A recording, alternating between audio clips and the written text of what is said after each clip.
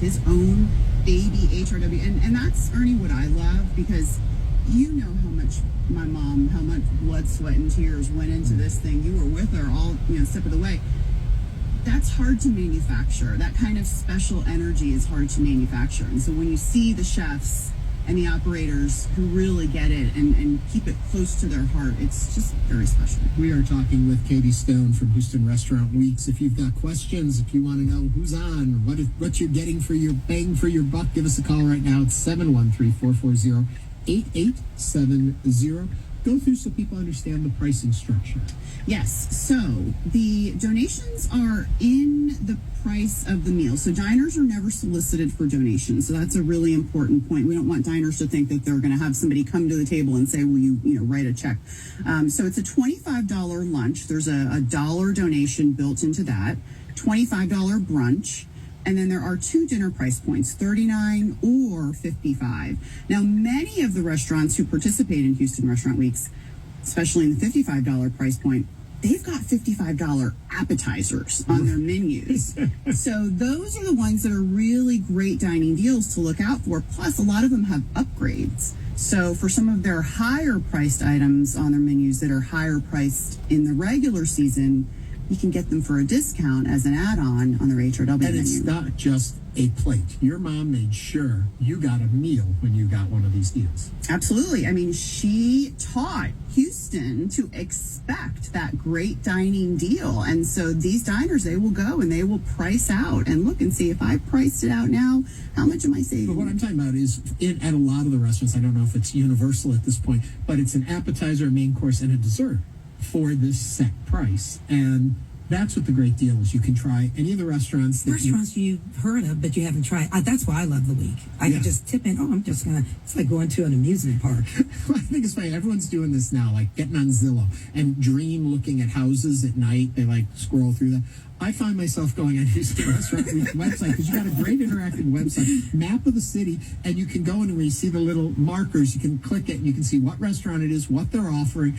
Last night, I was just like drooling at my computer, traveling, and I was like, wait, there's only how many days in this month? I don't have time to get to all the restaurants I want to get to. There's so many good menus right now, and especially right now, Ernie, because the restaurants are struggling. So this is an incredible opportunity for them, and they do see more new diners in August than they ever do. So guess what's going to happen, y'all? They're going all in. Yeah. They're going to show off. It's going to be great. They're going to put it all on the table, and guess who's going to benefit? The diners and the food bank. Well, the other part, too, that a little history in this all is one of the reasons this even began was that the restaurant industry, back when your mom started this, were having a hard time during the summer months. People leave town, people don't eat out as much. They were having to lay off employees, furlough employees, and your mom came up with a way to get people back in the restaurants. So not only was it raising funds for the Houston Food Bank and for food insecurity, it was also helping restaurants keep their employees employed. The outreach, we talk about $22 million raised and how many meals put out there. But if you really extrapolate out how many families are affected by being able to keep a job and being able to keep food on their table because of this event, it's really very impressive. It's kind of crazy because, Open Table has been a longtime sponsor. They are the online reservation market leader. There is no event in existence that generates more reservations for restaurants than Houston Restaurant Weeks. And yeah, it's amazing. Houston Food Bank gets an incredible contribution, but when you're talking about an event that provides the busiest month of the year for 15% of the state's workforce, that's another added plus. Hundreds of millions of dollars are moving in Houston, and guess what, y'all? They're not moving anywhere else, because August is the slowest month of the year for nationwide for restaurants. But guess what? Houston has their busiest month of the year. Because of Houston Restaurant Weeks. You mentioned COVID just a minute ago. What did you guys have to do differently coming out of that? Ooh, great question. So one of the things that really helped during COVID was we instituted HRW to go, which was a big thing because, as you know, Ernie, HRW was always more of a fine dining and to go don't really match. Well, they did in 2020, and they kept a lot of restaurants afloat because people were able to just kind of grab and go. But one of the other really big things we did is we kind of transitioned into the online world, and we updated our website. We created a way for restaurants to have their own accounts. Like Ernie mentioned, my mother would painstakingly edit every single line of every single menu. God help you if creme brulee was misspelled at 2 o'clock in the morning. You were getting a text message, you know. We're tight on time here, but it's just the launch of Restaurant Weeks coming up, and I hope you'll come back during the month if you can find some time. I know how busy it is for you. A couple times, just share with us how it's going. I want to read you a couple comments that came in YouTube. Here, there, wrote, "Oh man, I'm gonna miss Houston Restaurant Week. I live in Florida now." Little sad face. R.I.P. Cleverly. So glad this work continues. Denise from Wine Goddess, Texas writes, "Can't wait for this year's Houston Restaurant Weeks. Katie is the best and has done an amazing job picking up where her mom's torch. God bless Cleverly for starting this amazing charity program. God bless you for continuing. We all the love your work that you're passion. doing." Thank you guys. so much well, for being I with really us. appreciate you because I can't do it without you guys. Well, we can't. We're do here that, for you. and a lot of people wouldn't. Grand morning. I shouldn't say morning because it's actually afternoon. It's about 1 p.m.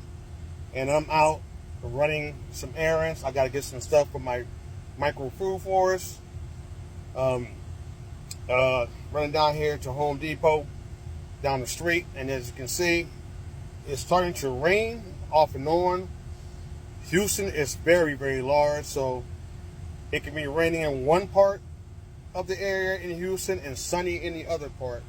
So it started raining by my house a little bit as the rain is coming in, and I see it's coming from the west now, and where we're heading. So I want to talk about food. I'm listening to talk radio, as you just have heard and seen, and they're talking about Houston. Houston now has the most restaurants of any city in the whole nation. We passed New York. Houston has more restaurants than any other city in the country. And Houston also is the most diverse city in the nation. It's the most diverse city. So if you are a farmer, or urban grower and all that, Houston has tons and tons of farmers markets. And if you are an urban farmer and you have stuff that you like to grow a lot of, you can go to these urban farmer markets, get a very cheap stand and sell your food, your organic food, at the urban farm markets around Houston, which has a lot of stuff. So I just wanted to share that with you guys on how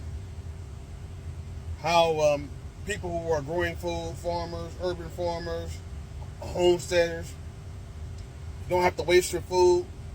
You can give your food away to your neighbors, or you can sell your food at the farmer's market, or whatever you want to do.